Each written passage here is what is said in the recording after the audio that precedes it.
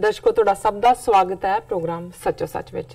अगले इशू तो पहला असीं अपने दर्शकों नूं दस दईए कि जो साडे प्रोग्राम जो तीनों TV 84 ते आंदे ने उन्हां दा असीं तुहानूं सीमा दसना चाहते हैं। जो प्रोग्राम सचो सच है उसका समा है 7:30 तो लैके 9 बजे तक।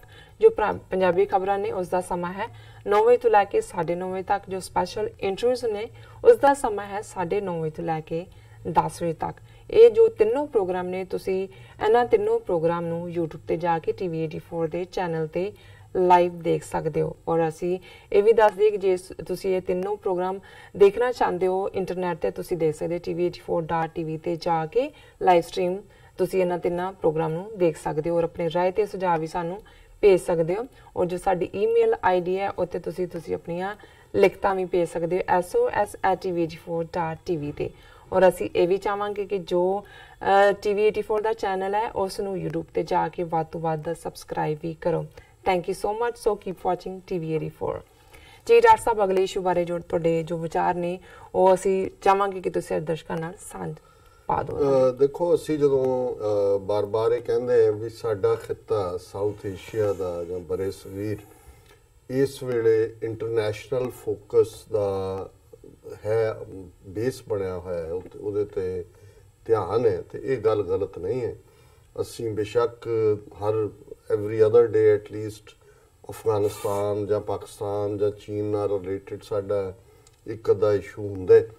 अजे असी कल ही ये जिक्र कीता सी कि किवें अफगानिस्तान दे विच जिहड़ियां डेवलपमेंट्स खास तौर ते गलबात तालिबान दे नाल दोहा कतर दे विच हुई। हुण 18 महीने का उन्होंने दिता है इन्हों टाइम तालिबान ने कि जी और खालिजाद जो अमरीका का एंबेसडर है गलबात के लिए उन्हें भी कहा कि जी बेसिक फ्रेमवर्क बन गया जिदे तो बाद असी हुण जिहड़ी है वो जॉइंट अफगान सरकार दे नाल भी जिहड़ी अमरीकना दी है खड़ी की हुई। और तालिबान ने भी कहा जी ठीक है असी 1-to-1 अमरीका नाल एंगेज्ड है पर असी अपने मुल्क के हित के लिए जिहड़ा उत्थे गलबात भी करांगे। जे मास्को दे विच भी जिहड़ा फॉलो अप मीटिंग होएगी उहदे च भी होएगा। और जिहड़ी उहदे च चंगी गल सी कि जदों उहनूं जिहड़ा तालिबान दा इस वेले नुमाइंदा जिहदी बड़ी खूबसूरत तस्वीर और दूसरी हुण पब्लिक भी आई है और उहनूं पुछया गया कि जी तुहाडा गुआंढी देश जां गुआंढियां दे नाल ते नहीं, ओह कहंदे जी नहीं गुआंढियां ने हमेशा कोऑपरेट। सो जिहड़ा हुण तक ये ट्रेंड सी कि इंडिया बार बार अमरीका राहीं भी कई बार होर इररिस्पोंसिबल लोकां राहीं ये घुआण की कोशिश करता सी कि जी अफगानिस्तान तां पीस हो सकती है पर पाकिस्तान उहदे च इंटरफेयर करदा है, वो उत्थे जिहड़ा पीस नहीं होण देना चाहुंदा। सो ज़ाहिर है भी तालिबान बड़े जिहड़ा है वो सच्चे ढंग नाल उन्होंने अमरीका नूं भी डील कीता है, पाकिस्तान की अहमियत नूं भी वो समझते हैं। और इस दे नाल नाल जिहड़ा अफगानिस्तान दे विच भावें नाम निहाद सरकार है उन्होंने भी वो जिहड़ा थोड़ा बहुत ऑन बोर्ड रखना चाहुंदे ने। और उन्होंने कहा कि भी वंस असीं इस दे विच कामयाब हो गए तो असीं बड़ा खुशहाल अफगानिस्तान दुनिया नूं देंगे। और उन्होंने ये जिहड़ा खदशा भी सी अमरीका और बाहरलियां ताकतां दा कि भी जे उत्थे इस्लामिक स्टेट और अल कायदा उन्हों की होण उन्होंने कहा जी 1 महीने के विच असीं साफ कर देंगे। उन्होंने कहा जी ये खड़े ही इन्होंने कीते सीगे, असीं तां इन्हां नूं कदे भी नहीं है तां जिहड़ी अज एग्जिस्टिंग सरकार है उन्होंने सानू काउंटर करन दे लई इन्हां दी जिहड़ी है पैरवाई कीती है। और मैं जदों देख रहा कि भी जदों तुसीं लूज अमरीका दे लई शायद जिहड़ी वियतनाम दे विच नामोशी ज़्यादा सी क्योंकि किलिंग्स बहुत हुई सी वियतनाम वॉर दे विच जिहड़ा आलमोस्ट 60,000 अमरीकी सोल्जर मरे। अफगानिस्तान डेथ्स तो ज़्यादा नहीं ने, शायद 4,000 होंगे पर एम्पूटेशंस काफ़ी ने, जख्मी और लंबी वार 17-18 साल हो गए। और इस पीरीयड जिहड़े उत्थे सर्व करके भी आंदे ने मैंटली और होर उन्हां दे उत्ते बीमारियां इहदा भी काफ़ी असर है। और बाकी जिहड़ी जिन्हों कहंदे ने कि तौहीन कि भी एक जिहड़ा super power defeated by caveman जी गुफावां 'च रहण वाले लोग हो जिहड़े अजे भी 15वीं-16वीं सदी का लाइफ स्टाइल जिउंदे ने भी उन्होंने एक सुपर पावर नूं डिफीट कीता है। ਔਰ ਐਰਿਕ ਮਾਰਗੋਲਿਸ ਇੱਕ ਬੜੇ ਪ੍ਰੋਮੀਨੈਂਟ ਕਾਲਮਨਿਸਟ ਨੇ, ਕੈਨੇਡਾ 'ਚ ਰਹਿੰਦੇ ਨੇ।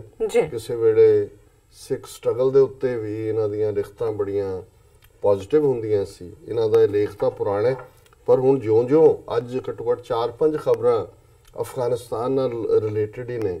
ਜਿਵੇਂ ਇੱਕ ਤਾਂ ਸੀ ਕਿ ਵੀ ਹੁਣ Pakistan to complete fencing of 2600 kilometre long Afghan border by next year.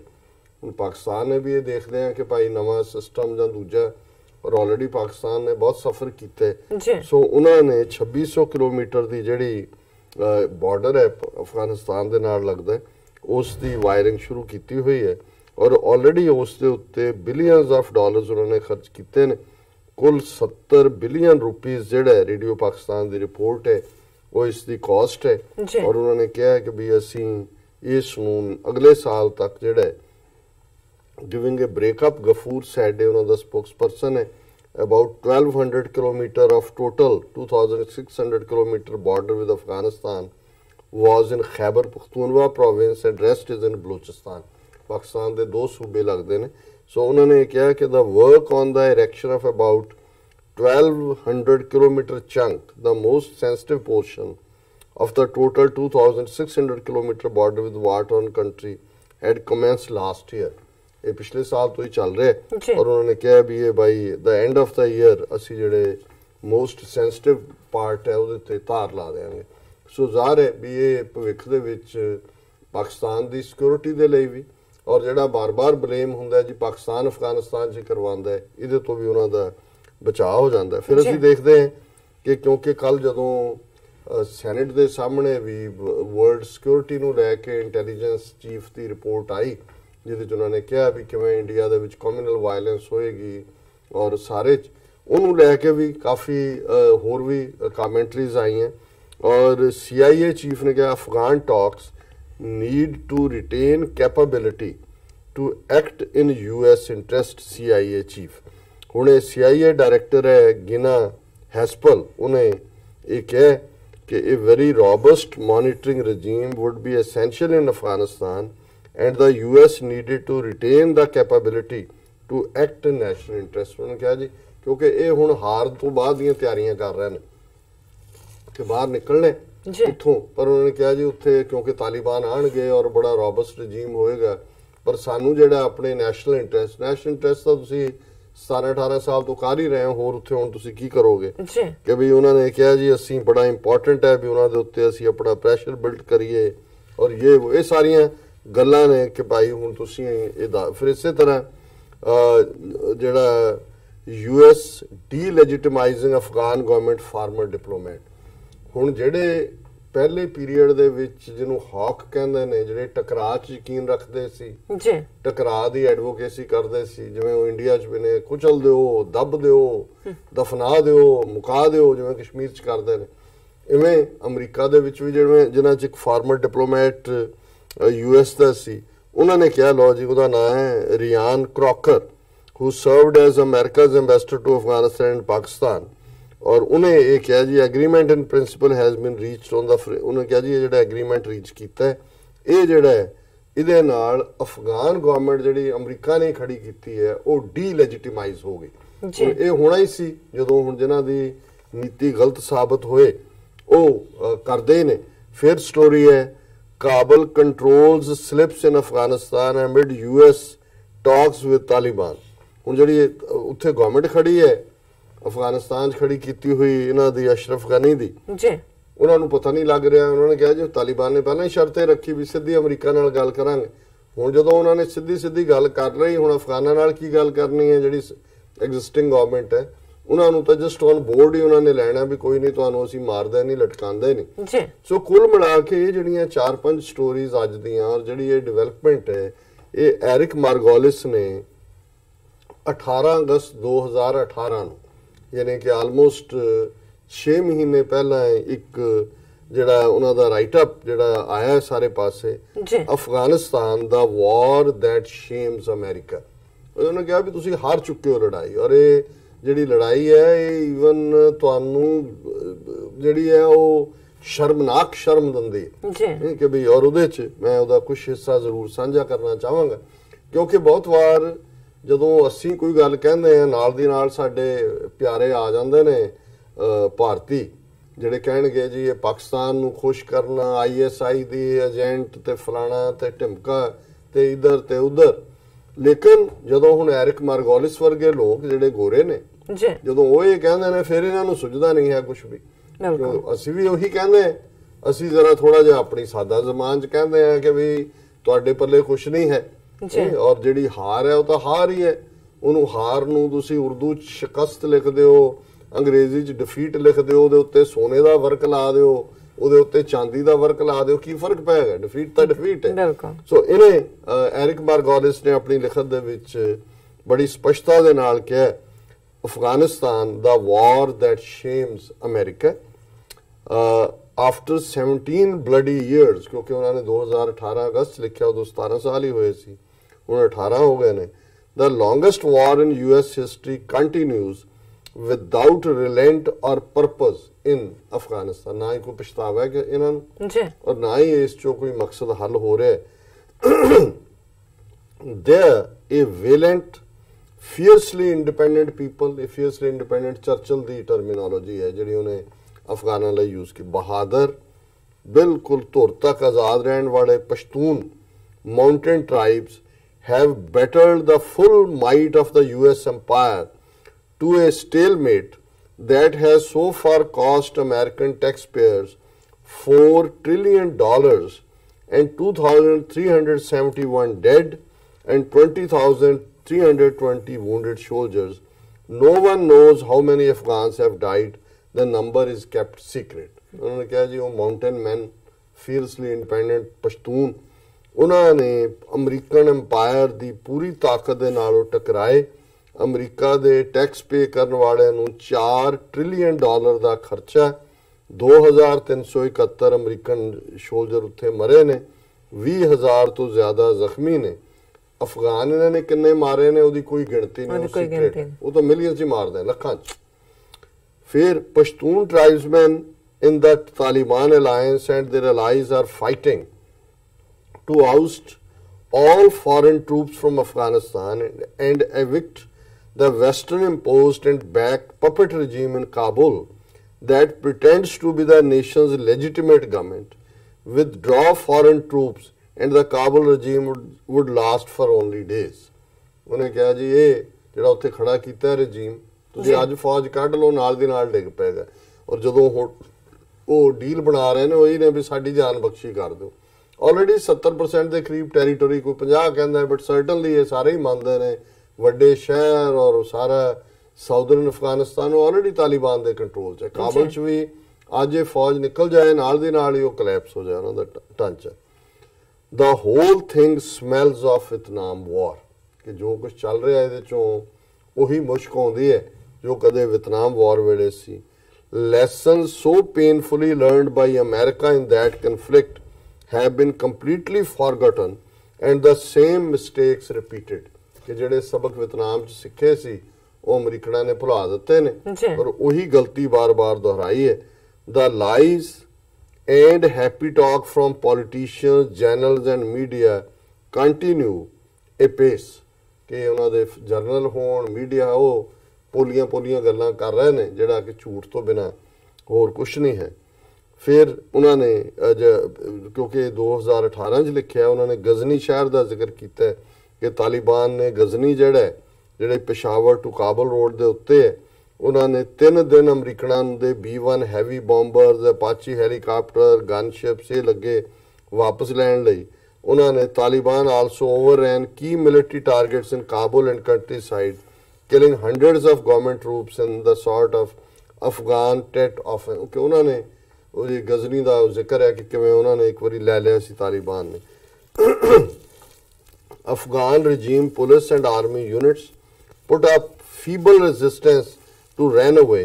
Parts of Ghazni were left in ruins. It was a huge embarrassment to the US imperial generals and their Afghan satraps who had claimed the corner in Afghanistan has finally been turned। ਇਸ ਤੋਂ ਅਜੇ ਕੁਝ ਦਿਨ ਪਹਿਲਾਂ ਹੀ ਉਹਨਾਂ ਨੇ claim ਕੀਤਾ ਸੀ ਕਿ ਜੀ ਜੰਗ ਦਾ ਅਸੀਂ ਜਿਹੜਾ ਉਹ ਰੁਖ ਬਦਲ ਦਿੱਤਾ ਹੈ। ਨਾਲ ਦੀ ਨਾਲ ਹੀ ਤਾਲਿਬਾਨ ਨੇ ਕਿਹਾ ਜੀ ਰੁਖ ਤੁਹਾਡੇ ਕੋਲ ਨਹੀਂ, ਰੁਖ ਸਾਡੇ ਕੋਲ ਹੈ।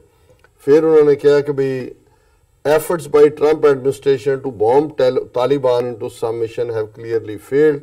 US commanders fear using American ground troops in battle lest they suffer serious casualties. Meanwhile, the US is running low on bombs. ਆਪਣੀਆਂ ਫੌਜਾਂ ਉਤਾਰਦੇ ਨਹੀਂ ਉੱਥੇ ਗਰਾਊਂਡ 'ਚ ਨਹੀਂ ਭੇਜਦੇ ਕਿ ਜੇ ਮਰਨਗੇ ਜੀ ਤੇ ਜਿੰਨੇ ਕੁ ਬੰਬ ਸੀ ਉਹ ਵੀ ਮੁੱਕ ਗਏ ਕਿੰਨੇ ਕੋ 18 ਸਾਲ ਹੋ ਗਏ ਬੰਬ ਬਰਸਾਉਂਦੇ ਆ ਸਵੇਰੇ ਸ਼ਾਮ ਰਾਤ ਤੇ ਬੰਬ ਵੀ ਕਹਿੰਦੇ ਇਹਨਾਂ ਦੇ ਮੁੱਕ ਗਏ they are low in bombs roads are now so dangerous efforts by Trump administration to roads are now so dangerous for the occupants that most movement must be by air. The Taliban is estimated to permanently control more than 50% of Afghanistan. The number would rise to 100% were if not for omnipresent US air power. Taliban rules the night. ਕਿ ਰਾਜ ਹੀ ਰਾਤਾਂ ਨੂੰ ਤਾਂ ਉਹਨਾਂ ਦਾ ਹੁੰਦਾ ਹੀ ਹੈ 50% ਤੋਂ ਜ਼ਿਆਦਾ territory ਉਹਨਾਂ ਕੋਲ ਹੈ ਜੇ ਯੂਐਸ ਦੀ ਸੁਪਰ ਪਾਵਰ ਨਾ ਉਹ ਜਿਹੜੀ 에ਅਰ ਪਾਵਰ ਨਾ ਹੋਏ ਉਹ 100% ਉਹਨੂੰ ਕੰਟਰੋਲ ਕਰ ਰਹੇ ਹੋ ਤਾਲਿਬਾਨ ਔਰ ਇੱਕ ਬੜਾ ਇੰਪੋਰਟੈਂਟ ਹੈ ਜਿਵੇਂ ਇੰਡੀਆ ਨੇ ਔਰ ਅਮਰੀਕਾ ਨੇ ਔਰ ਉਹਨਾਂ ਦੇ ਅਲਾਈਜ਼ ਨੇ ਨੈਰੇਟਿਵ ਬਣਾਇਆ ਜੀ ਟੈਰਰਿਜ਼ਮ ਉਹਨਾਂ ਨੇ ਕਿਹਾ ਜੀ Taliban are not and never ਵਰ ਟੈਰਰਿਸਟ ਉਹ ਕਦੇ ਵੀ ਦਹਿਸ਼ਤਗਰਦ ਨਹੀਂ ਸੀ as Washington war propaganda falsely claimed, ਜਿਵੇਂ ਇਹਨਾਂ ਦਾ ਝੂਠਾ propaganda C. I was there at the creation of the movement. A group of Afghan religious students armed by Pakistan, whose goal was to stop post-civil war banditry, the mass rape of women, and to fight the Afghan communists. When Taliban gained power, it eliminated 95% of the rampant Afghanistan opium heroin trade. After US invaded, allied to the old Afghan communists and northern Tajik tribes, opium heroin production soared to record levels. Today, US occupied Afghanistan is the world's largest producer of opium, morphine and heroin. ਇਹ ਬਿਲਕੁਲ ਠੀਕ ਹੈ ਪਹਿਲਾਂ ਵੀ report ਆਈ ਹੈ ਕਿ ਜਦੋਂ ਤਾਲਿਬਾਨ ਦੇ control 'ਚ ਸੀ 95% ਜਿਹੜੀ ਡਰੱਗ ਹੈ ਓਪੀਅਮ ਹੈਰੋਇਨ ਮਾਰਫਿਨ ਉਹ ਖਤਮ ਹੋ ਗਈ ਸੀ ਹੁਣ ਤਾਲਿਬਾਨ ਆਪਣੇ ਕੰਟਰੋਲ 'ਚ ਕਿਉਂਕਿ ਐਂਟੀ ਇਸਲਾਮਿਕ ਉਹਨੂੰ ਕਹਿੰਦੇ ਨੇ ਕਿ ਭਾਈ ਇਹ ਤਾਂ ਖਿਲਾਫ ਹੈ ਇਸਲਾਮ ਦੇ ਨਸ਼ਾ ਪਰ ਜਿਨ੍ਹਾਂ ਨੂੰ ਅਮਰੀਕਾ ਹਮਾਇਤ ਕਰ ਰਿਹਾ ਜਿਹੜੀ ਗਵਰਨਮੈਂਟ ਨੂੰ ਜਾਂ ਜਿਹੜਾ ਤਾਜ਼ਕ ਔਰ ਦੂਜਿਆਂ ਦੇ ਕੰਟਰੋਲ ਵਾਲੇ ਨੇ ਉੱਥੇ ਦੁਨੀਆ ਦੀ ਇਸ ਵੇਲੇ ਸਭ ਤੋਂ ਜ਼ਿਆਦਾ ਇਹ ਡਰੱਗ ਪੈਦਾ ਹੋ ਰਹੀ ਹੈ ਸੋ ਉਹਨਾਂ ਨੇ ਕਿਹਾ ਕਿ ਵੀ ਇਹ ਸਾਰੀ ਇਹਨੂੰ ਰਨ ਜਿਹੜਾ ਹੈ ਉਹੀ ਕਰ ਰਹੀ ਹੈ ਹਕੂਮਤ ਜਿਹੜੀ ਕਿ ਯੂਐਸ ਚ ਨੂੰ ਸਪੋਰਟ ਕਰਦੀ ਹੈ ਈਵਨ ਸੋ ਦਾ ਪਸ਼ਤੂਨ ਡਿਫੀਟਡ ਦਾ ਫਿਰ ਉਹਨੇ ਹਿਸਟਰੀ ਦਿੱਤੀ ਹੈ ਐਰਿਕ ਮਾਰਗੋਲਿਸ ਨੇ